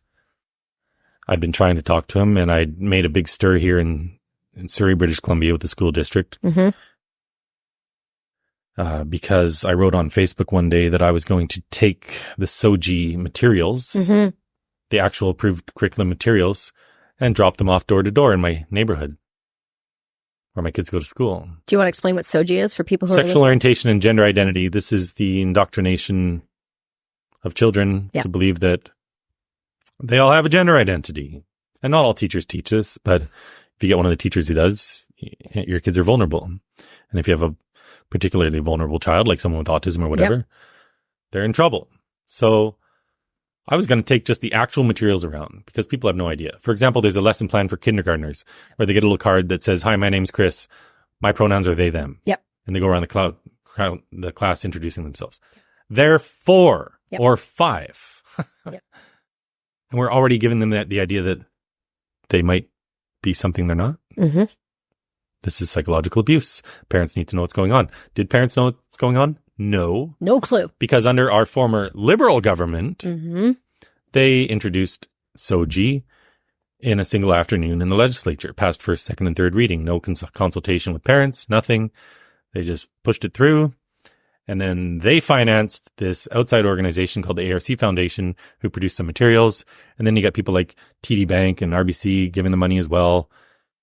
And that's all. This is all just a political thing pushed by activists, snuck in to schools. So most parents have no idea. So I wrote on Facebook, I was going to drop off these materials in my neighborhood. This was like 8 a.m. on a Sunday morning. Instantly, these 3 activists came up out of nowhere. One was a human rights lawyer from Vancouver. I don't think she even lives in my community. This was my Facebook community group. Oh, wow. Back when I was on Facebook, I don't do it anymore. Okay. But normally, you know, if you lost your cat, you'll post about your cat. That's right. Or you're selling some handmade we have sweaters a neighborhood one around here. Yeah. So I posted this thing about SOGI, and I posted some of these school curriculum materials. Instantly, these people started debating me. Right. And I'm debating 3 people at once. And I know there's like 1,000 people watching. Yeah. This is in the Morgan Creek, Rosemary Heights neighborhood. Nice neighborhood. Yeah. And the moderators for the group just shut the whole group down. No one could post a thing. There's thousands of people in it. And they kept it that way for days.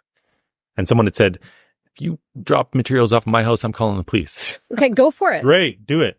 So anyway, I took my kid to school Monday morning, dropped her off. You know, you walk your kid around the back of the school, you drop them off at the door. Yep. And I went to go talk to the principal out front. He already knew. He knew. This. Of course he did. And I walked up to him and I could see he knew. Yeah. And we talked for 45 minutes in the parking lot. And he was a problem. He's a problem, this guy. They're not all problems, but this one is a problem. Yeah. And so I tweeted out about my conversation. I told him I'm on this campaign. Mm-hmm. And I'm not here to be a jerk to you, but I'm here to have an honest conversation. And I'm having this public campaign. And I'm going to write about this. And I did. And the Surrey School District reached out to me, and I met with the head of Safe Schools and this other guy at the top of the district. Yep. And we met for an hour.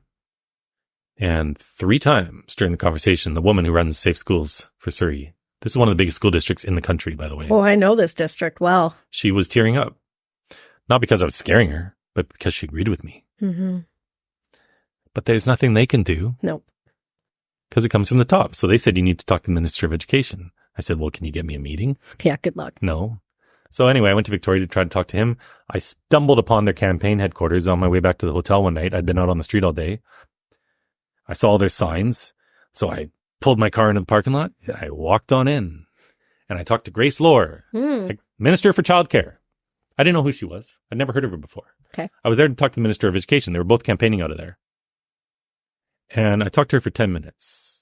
I had no idea who she was. And I laid out everything that's going on. And I probably talked about this a bit better today, but I knew what I was talking about back then. Mm-hmm. You can't argue with what I was saying. It's all factual. I've got data and everything to back it all up. And for 10 minutes, she just listened. And one by one, every NDP member in this building fell silent. And I had the whole group just listening.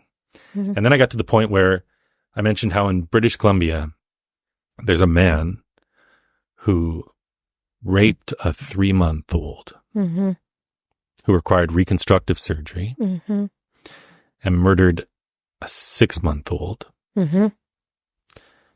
He was transferred into a women's prison. Correct.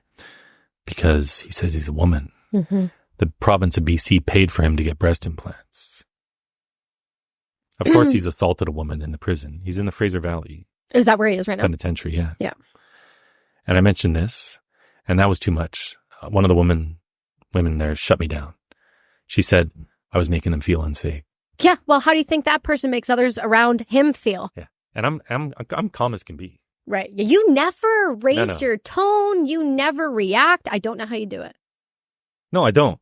I stay calm no matter what, even when I'm getting punched in the face. So 3 times she said that she needed to make this a safe space, and they kicked me out. And I left my number for the Minister of Education to call me. No, of course he didn't. I went back there the next morning. Oh, and by the way, when I left that building, as I'm walking back to my car, I looked through the window, and after hearing about all this child abuse and about this rapist and all that, what were they doing? They were laughing. Of course they were. They just wanted you off the property. They don't care at all what you have to say. That's the NDP. So who's Grace Lohr? She was the gender studies professor at the University of Victoria. I had no idea. I have amazing luck. Now she's the minister in charge of childcare. That's disgusting. She should not be allowed around children. She wears a shirt that says protect trans kids. There's a rose and then there's a dagger. What about cis children? What about regular children? What about the children that are in the rooms and having other children telling them that they are cis and disgusting and that they don't feel safe around them? What about those children? Yeah, no such thing as cis, no such thing as trans. They're called children. They're boys and girls. Thank you. And so this is the state of politics in BC. This is the state of politics all across Canada. And back to Pierre Poilievre. He needs to win. He's a million times better than Trudeau. Right. He's going to do good things. Right. But the entire Conservative Party on cultural issues and this issue, they are so weak. It's disgusting. This is child abuse. You're the leader. It's your job to educate the populace. You've got the platform. Make a 5-minute video. Get your facts. Cite the Cass review that was just done out of England. 388-page report done over 4 years showing there's no evidence to support this. Right. There's systematic reviews have been done in Sweden, Finland, Germany. They all show there's no evidence that this is helping kids. Oregon, just this week, it was revealed they did their own review. The health authorities there know it isn't helping children. Mm-hmm. They know there's no evidence for it. What did they do? They buried the report, and they kept transitioning them anyway. Of course. These are child abusers. And this is not one or two kids here and there. It's tens of thousands of children. In the United States, 300,000 children between the age of 12 and 17 have been diagnosed with gender dysphoria. They're not all going to the gender clinics and getting drugs and hormones, but tens of thousands of them are. Mm-hmm. They're doing like 1,000 mastectomies on children every year in the U.S. We don't know the numbers in Canada because they don't release them. No, they won't. But, let's say it's 10%, like our population. Mm-hmm. It's outrageous, and they won't talk about it. So during the last federal election campaign, I was in Ottawa. Aaron O'Toole was running as the leader of the federal Conservatives. And I'm not always criticizing the Conservatives. I do it once in a while. Right. Because they deserve it. Well, when it's needed. They need it. Yes. And anyway, I'm a dad. I'm a normal dad. I'm respectful. I never swear. I'm not out there yelling at people. I don't approach people. I don't have a loud horn. I'm calm and peaceful, and I have conversations. And I'm standing out in front of the House of Commons. And Aaron O'Toole is coming back from lunch. Of course, he's wearing a mask outside. Of course. He's with his people. I'm in front of the only entrance, out on the street. Mm-hmm. He's across the street. He's coming back from lunch. He hits the button to cross the street. He looks up. He sees me. What does he do? He's here. I'm here. The entrance is behind me. He turns left, walks 200 yards the wrong way to the next street to try to avoid me. Crosses the street there, walks up the ramp. So as he's walking down the street that way, I walk down the other side of the street. I met him at the next street. But think about this. My sign says children cannot consent to puberty blockers. Right. I talk about this so rationally. I have support from every conservative in the country, voter. Mm-hmm. He can't face a dad who travels the country to expose this child abuse. He can't even walk by me. No, because he can't be seen to agree with you. It will immediately tell the rest of the country, and it will polarize it. It will polarize the 10% that they will never get anyway. There are NDP members. There are feminists who switched their votes from NDP to the PPC, the People's Party, the far right. Yes. Maxime Bernier. Super far right. Just because of this issue. Right. And I've been telling everyone the entire campaign, you'll never lose a single conservative vote. All you're going to do is pick up centrists and pick up the more moderate leftists. Mm-hmm. But people said, no, Chris, it doesn't work that way. Wrong. But it does. What happened in the U.S.? I leaked out these videos. I didn't leak them. I found these videos on Boston Children's Hospital's own YouTube channel where they talk about gender affirming hysterectomy. Oh my God, that's so damn long-term. And you got this, you got this perky 30-year-old pretty woman, blonde hair with this inspiring music going on, talking about gender affirming hysterectomies with a big smile on her face and this inspiring music going on and how, they'll cut out the uterus and sometimes they also cut out the ovaries. That's called an oophorectomy, but they don't always need to do that. Oh boy, what a relief. Gender affirming hysterectomies at a children's hospital. People do not understand the long-term repercussions of a hysterectomy and what that does to not only your hormones, but your quality of life, your depression state, and everything else later on in life. They're sending teenage girls into menopause. Jesus Christ. Look up the side effects of menopause. There's 100. Yeah. I've tweeted this out. Yeah. So it's not just that video, it was all these other videos, but I tweeted that one out and it started to take off. The Post-Millennial wrote about it. Mm-hmm. And I thought to myself, I better record this because they're looking awful. And I have a feeling they're going to delete it. That night they deleted it. Of course they did. So I tweeted out my recorded version and I sent it to Libs of TikTok and Matt Walsh. They retweeted it. Good. And it exploded. And simultaneously I recorded 40 other videos that Boston Children's Hospital produced. Just because you had a feeling they were going to. They deleted all of them. So I started tweeting out all those other ones about how children know seemingly from the womb that they are transgender. And it's things like a little girl who tries to pee standing up, or a boy who tries to pee sitting down, or trying on a sibling's clothing. These are signs that your child is transgender. Did you have big brothers growing up? I had a little brother, yeah. Little brother. Girls with big brothers, guess what? They're going to try to pee standing up. Yeah. Because they're little. Yeah. And their brothers do it. Right. And little boys with big sisters, well, they're probably going to play dress up. Right. This is called play. This is called normal. But these people are psycho, literally, and they think these children were born in the wrong body. I had the same thing happen to me. And I know you haven't done a dive on me, but I'll give you the example that I use because it's like one of the best ones that I have. I used to be a high level Taekwondo fighter when I was a child. Okay. My hair was this short.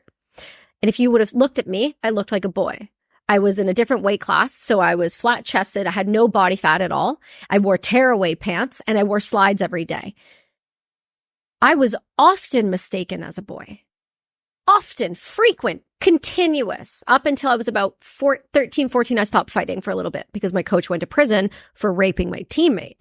And I wanted to be like her, right? So I dressed like her. I walked like her. I did these things. If I was that today, and I've had this conversation several times, I would have been transitioned. I would have been told that I was in the wrong body. I was a tomboy. I cut and split wood. I never wore jewelry. I was very masculine as a child. A lot of people consider me very masculine for what I do now. And that to me, the idea that I could have been told as a young adolescent when I was struggling with my body, because I had the same issue, right? I went from being a fighter to then being, 16 and developing like that because I had stunted my own growth from weight training from being in Taekwondo for so long. And it was very uncomfortable. It is a uncomfortable place to go from flat chested to double D's at 16 and everyone's looking at you and you don't understand your own body.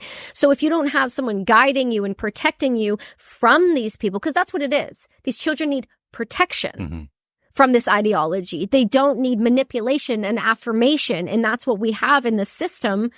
And the reason I bring that up is because I'm on the other side of it now. And so for me to be able to look back and go, this is how my life would have been if I was born just 15, 20 years later. That's terrifying to me. And now imagine you're on the autism spectrum. Oh my gosh. Well, people tell me I am all the time. So and it's fine. And you're uncomfortable. Right. And you don't have a ton of friends maybe. Absolutely. And you feel like a misfit. Yes. And this ideology comes along and you think very black and white. This has been presented to you. Yeah. It's a disaster. So anyway, these videos that I tweeted out from Boston Children's, they all went viral. This started a wave of other conservatives talking about this because people knew that there were things going wrong. Right. They knew these gender clinics were weird, but they know these kids are struggling and they didn't really get it. They didn't understand the scope of how terrible this is. And so again, this is all about educating people. And people used to tell me in the States too, because I do a lot of work in the States. I work with conservative organizations down there because they have conservative organizations. I get way more support down there. Right. And people would tell me the same thing that I hear in Canada today is that Pierre Poilievre can't talk about it because it's too divisive and he's going to lose people. He has to wait until he's elected, then he can do something. He's not going to, though. People told me the exact same thing about the States, that the Republicans can't talk about it because it's too divisive. And I would meet with some of these Republicans and members of Congress and different people. And I remember a meeting in August of 2022 with some people from the Heritage Foundation, Jay Richards from Heritage, and this woman from the Independent Women's Forum. And we're meeting with these staff from the House Oversight Committee, and they wanted to talk about the sports issue because that's easy. Men and women's sports, obviously wrong. Everyone gets it right away. Right. You see Leah Thomas lapping women in the pool. This is wrong. Riley Gaines has got like the records, and then you just see this man come in and just destroy her ability. And then, so That's that was normal. an easy one for Republicans to talk about. Right. Child transition, they didn't get it. Right. And they didn't know how to talk about it. So they didn't talk about it. But these videos sparked all these other conservative podcasters and other media members looking into other children's hospitals. And once you learn about this, you don't unlearn it. It's so outrageous what's happening that, like yourself, you activate some of these lions in society. And what happened over the next year, especially, is millions of people got educated. This became the number one issue on conservative talk radio and media every day. They talk about it every day. And now, just 2 years later, it's not even been 2 years since I tweeted out those videos. 25 states have passed legislation to stop this. That's right. All sorts of other countries are stopping this. Yet here in Canada, they're still afraid to talk about it. In Canada, And all they're afraid to talk about a lot of things, though. like the majority of things publicly. And it's pathetic. It's a disgrace. It's a cowardice way of going about life. You can talk about this with compassion and with truth. You don't need to exaggerate anything. This is the problem with conservatives, though. People, not just the politicians. They exaggerate. They complain. You know, they say they're butchering kids, and that turns off the normies. Well, the terminology of it, right? It matters. So anyway, Polyev is coming along on this a little bit, but it's up to us to educate the population. No one's going to do it for us. There's no hero coming. No. You have to be your own hero. Every single major civil rights movement, human rights movement throughout history was led by individuals. It's never going to be 10% of the population speaking up. It's always going to be a handful who inspire change. And one person can do a ton. And so to answer your original question, why did I start going outside? Because I know when we have conversations about this, that it's going to activate other people. People are going to learn. And one conversation at a time, which is my motto, we're going to put a stop to this child abuse, and it's working. And so this same approach can be done with other issues as well. But Canada's got a big problem because our media don't talk about anything. Our politicians don't talk about anything. And they need to step up. And conservative voters need to put pressure on the Conservative Party. But it is what it is. I know that they, right after we started speaking out about a few different topics publicly, the Conservatives reached out. First, the Liberals reached out and said, would you run in our party? And I nearly laughed in their face. And I was like, oh my God, this is comical. I don't know if you know about this. So in 2021, when Trudeau called his election, he strategically called it the week we were pulling out of Afghanistan and abandoned 3,000 Canadian visa holders in that country who are still in hiding, right? I get a phone call from the CBC. Kelsey, we want to talk to veterans on national television, and we want to essentially gaslight them about how embarrassing and how just like demoralizing this pullout is, right? So they called me and said, you want to gaslight veterans on national television to make us all look more angry and more crazy and more, the lunatics of your society, the injured, right? And she said, well, we'll talk tomorrow. So in this time frame, we were moving the highest ranking female Afghan family that ran the women's rights division of the Afghan government. We were moving them from safe house to try to get them into that airport, to get them into Canada. And we're all doing this through Signal on our phones. I get a call the next morning. Kelsey, there has been a media blackout by order of the Trudeau government. We are not allowed to discuss the Afghan pullout. We are not allowed to discuss anything related to it other than the election. Absolutely nothing. So we abandoned Canadians. We've done it. They're still there. And the only reason any of them or any of our families got out is due to the Americans and the British. It had absolutely nothing to do with Canadians. We sent an entire plane to Afghanistan. It showed up and it left empty as well. So Trudeau has I have a particular disdain for him as a human being in general, forget his political party. And then the Conservatives called and said, Kelsey, we would like to look at putting you in, would you run in government? Would you run in government to speak, a lot of these issues? You have a public platform. Would you work for us and work with us? We can do it now. We can do it in 4 years. How do you feel about that? We went down the road of what does the week look like? What would my life look like? How does that work? How would that affect the family?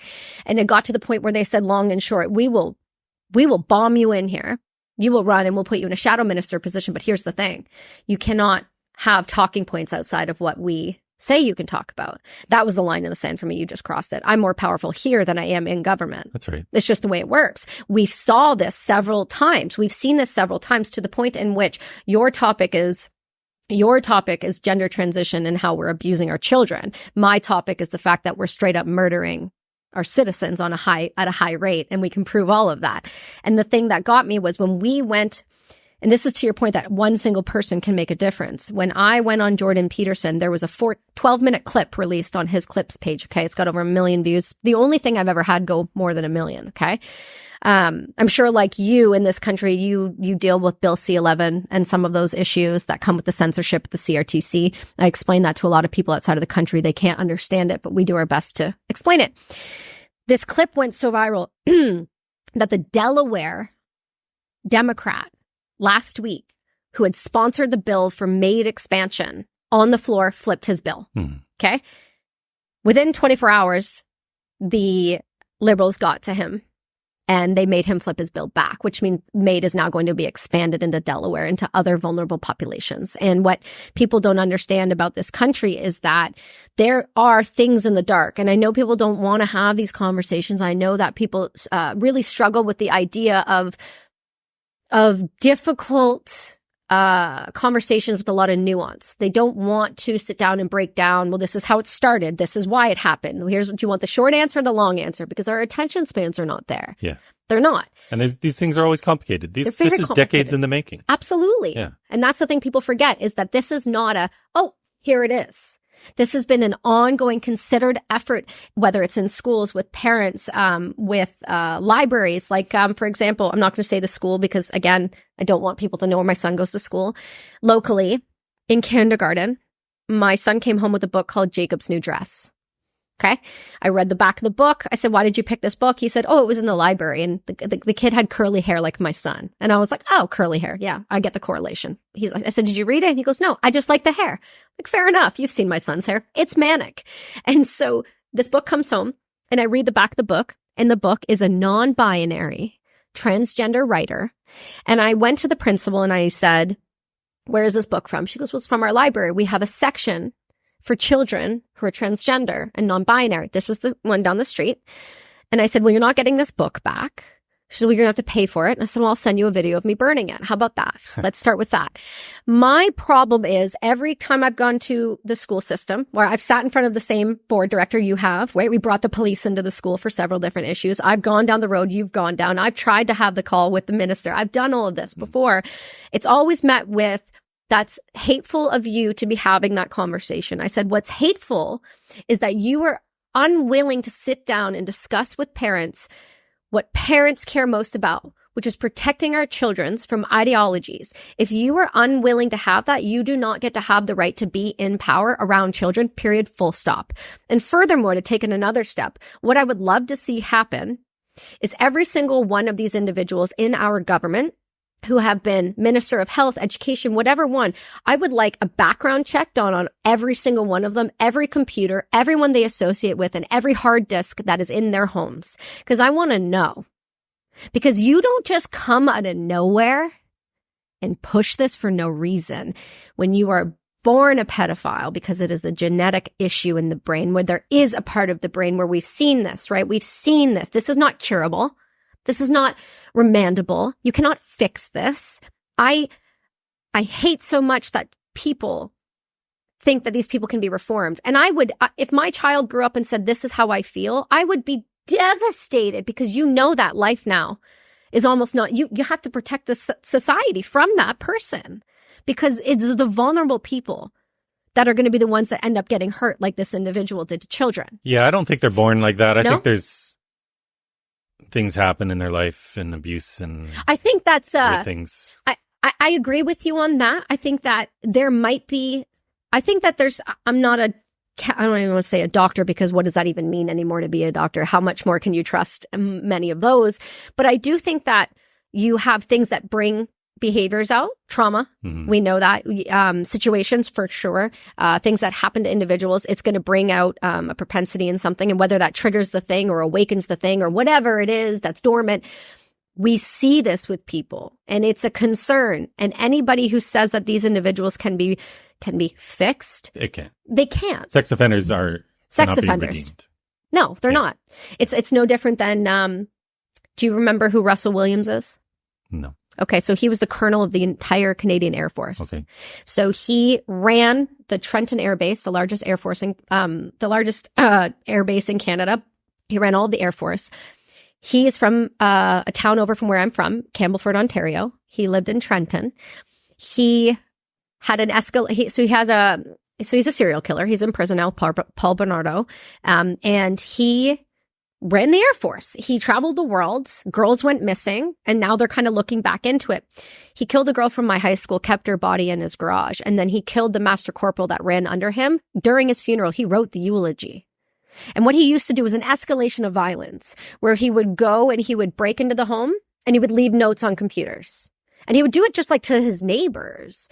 And then he started taking things like lingerie and sex toys. And then he went to assault, and then he went to murder. And what they found in his Ottawa home, where his wife lives still, they actually found garbage bags filled of women's lingeries and Polaroids of him wearing it because of things like autogynephilia. There are proclivities to this. There are signs to things like this, but anybody saying that this behavior is acceptable and normal, we should be looking deeper into what they do on the dark web. We should be looking deeper into their behaviors. And the fact that we're not tells me that we don't really care about children's safety at all. Right. And what the left does is they take all these deviant behaviors. Yeah. And they put euphemistic terms to it all. Right. Because, so the typical conservative doesn't want to run for politics. Right. Like voter. They don't want to run for the school board. Mm-hmm. They want to come home, have a barbecue, play with their kids, yep. hang out with their friends. For leftists, leftist church is protest. Mm. Their whole identity is wrapped up in activism. Mm-hmm. Because again, they're all about perpetual revolution. Right. And so over time, they have dominated all of these Canadian institutions and politics and school boards. There's not a single conservative school board in the country. That's insane. They're all dominated by leftists. In Chilliwack, they had 3 conservatives, 4 leftists. And the BC government, because Barry Neufeld was on the board and he wanted to get gender identity out of schools, they started investigating the whole board. Because they can't get rid of a duly elected school board member, but there is some clause somewhere they can fire the whole board. Oh, wow. Okay. So it's just straight up dictatorship. Right.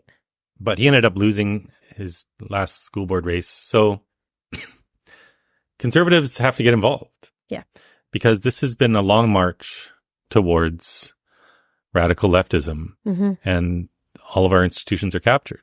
Well, if it makes you feel any better, the Canadian Armed Forces has just been captured as well.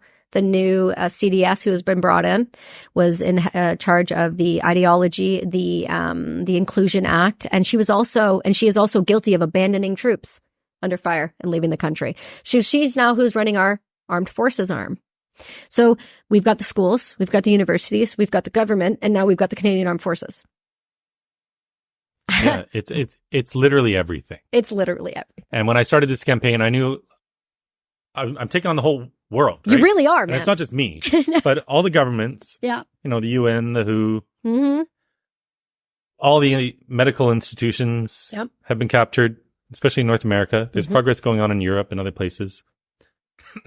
But Canadian Medical Association goes along with this garbage that gender affirming care, childhood sex changes, immediate affirmation is the only way to go about it. And there's no evidence for that. Right. And the truth is all coming out now. Because we've educated so many people and it continues, it's fired up other people to act.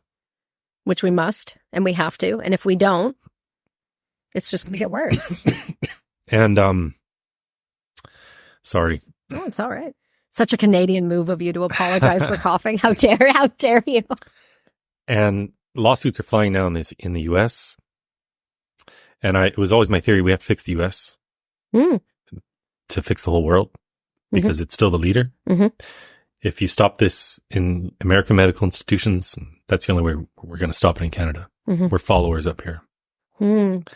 But the American Academy of Pediatrics, the American Medical Association, the Psychological Association, they're all on board with this. But the evidence is all coming out now that they have not a leg to stand on. And there's a law firm that formed in Texas called Campbell Miller Payne. 4 dads with, I think, 18 kids between them. Oh, wow. All left their previous law firms. One's a former Super Bowl champ. And they're now suing for these detransitioners. Good. One of their lawsuits involves the AAP because there's a man named Jason Rafferty who was involved in the transition of girl in Rhode Island who's suing. Jason Rafferty wrote the policy statement for the AAP, so they're able to rope in the AAP. And they don't have evidence. So when this goes to depositions. And it will. And they already have, and they're already losing cases because every state that passed a legislative ban, they're all getting sued by the Department of Justice and the ACLU. You know, the American Civil Liberties Union suing for the right to sterilize kids. That's their focus these days. God, how do they go so off the rails? It's a joke, but it is what it is. Yeah. So the world's in a mess. I think this issue encapsulates it better than anything because we've turned child sterilization and mutilation into a civil rights movement. How insane is that? But you know what? People all over the political spectrum know it's insane. Mm-hmm. Yes, the 10% on the far left are going to keep pushing this, but we can educate them too. Mm-hmm. You ask them questions, you make them think, you say things they agree with, and they got nothing because there's no evidence to support any of this. And so what happened in the States is people started getting educated, and then they learned how to talk about it. Mm-hmm. It wasn't that they were afraid to talk about it. I'm coming back to this again. Yep. It's that they didn't know how to talk about it. Right. So we just need to keep educating people. And even the Conservative Party in Canada is going to come along. Right. But, we're in quite a state. And I'm just going to read you something real quick here. Yeah, please do. This is from a man who was running for the Conservative Party to be their candidate in a riding. I'm not going to say who. Okay. But he spent 1,000 hours over the last couple of years getting ready to run. Oh, I know who it is. Yeah. Okay. And this is so outrageous. Right before the final vote, he was told by the nomination committee that he's not allowed. Yeah. He just spent 1,000 hours. Yeah.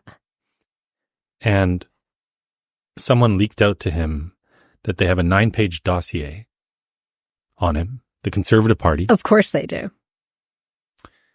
And one of the issues, we have bad cellular connection. Here, I'll put you on the Wi-Fi. Give me your phone. I'll read it verbatim because I just want to read exactly what he wrote. But no, I know exactly what you're talking about. But one of the issues in their dossier, the Conservative Party's dossier on this guy, who's a nice, normal person, is that he retweets my tweets sometimes. How dare he? So he speaks out against child abuse, so he's not allowed to run for the Conservative Party. We don't have democracy in Canada. Mm-mm. You have to be approved Yes. by some individual. Yes. And if you're pro-life, you can't run for the Conservative Party. Right.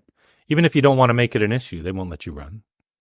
Mm-hmm. It's a total joke. And I mentioned earlier about a third of our workers are in unions. Mm-hmm. Before this protest I had last year in September in Toronto, the Canadian Congress of the Labour Congress, like representing all the unions, had a Zoom call. We're talking about like 100 different unions represented. It was leaked to Carrie Simpson out in Langley, who leaked out this whole video. You've got the Steelworkers Union, the Electrical Workers Union, representing all these normal dudes. Yes, the most white collar. 100% of whom agree with me. Right. Organizing a counter protest for my protest. That's insane. It's insane. What are we doing? All the different unions, because everyone who runs a union is a communist. Mm. And all these communists are down with transgender ideology.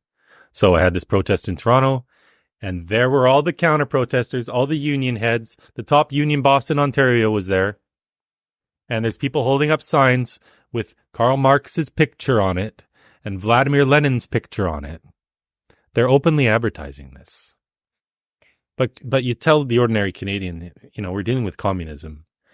I say that. They think you're crazy. So you got to learn how to couch your words a little bit, but it is what it is. I tell Americans, do you want to come up to the communist country and do the show? And they went, is it really communist, Kelsey? It's Canada. I said, come visit. Come find out.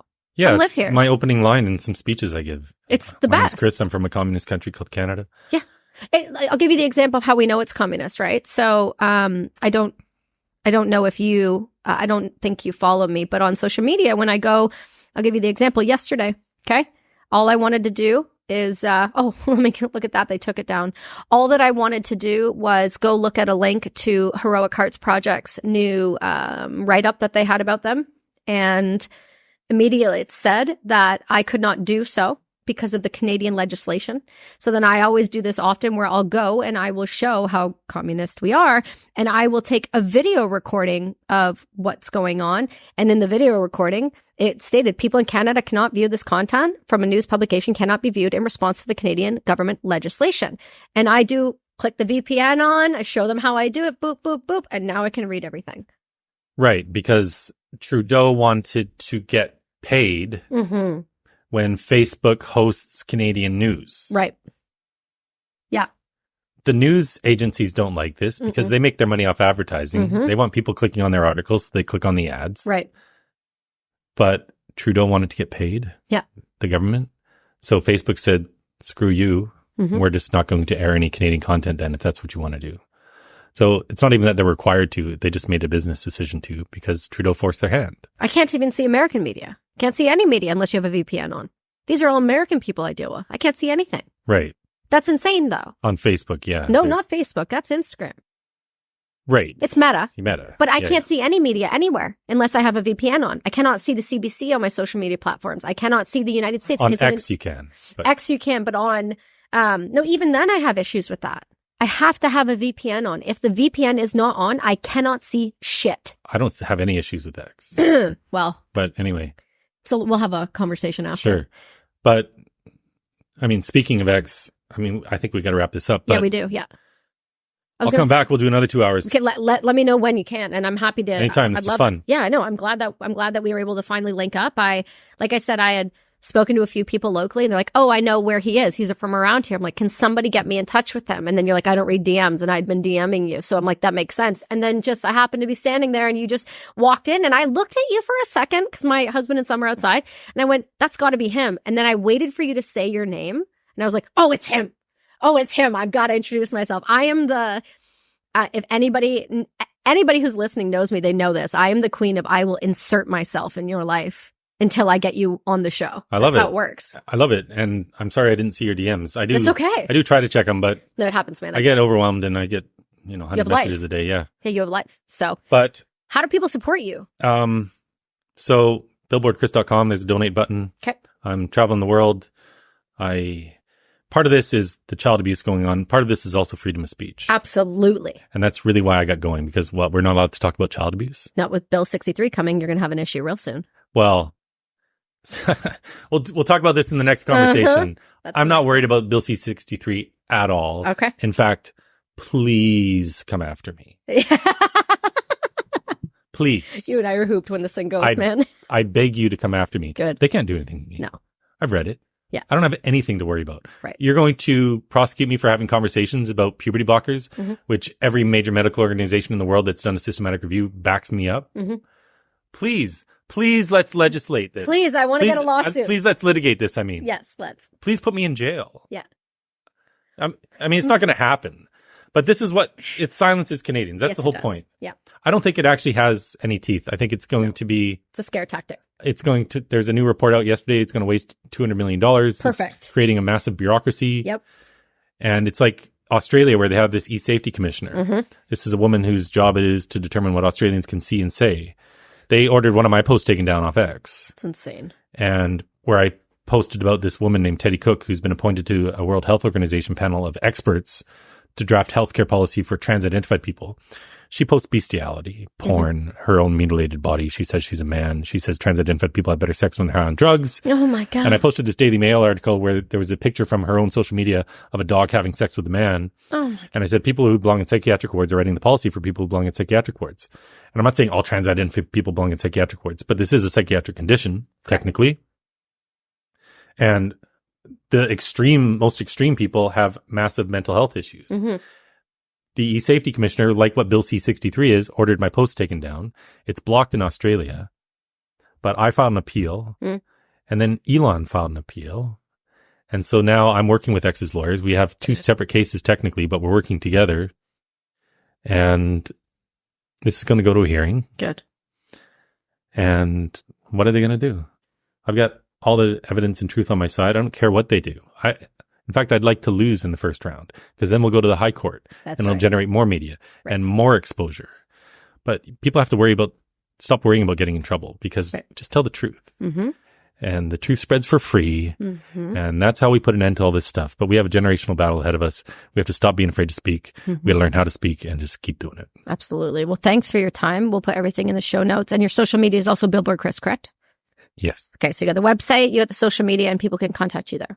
Yep. Amazing. All right. Well, thanks for being with us on the show. Thank you for having me. I know it was a bit of a shock and awe to you when I approached you, but no, not at all. It happens all the time. Good. Yeah. Good. I'm glad. Well, thanks for being here. And everyone else, we will see you all next week.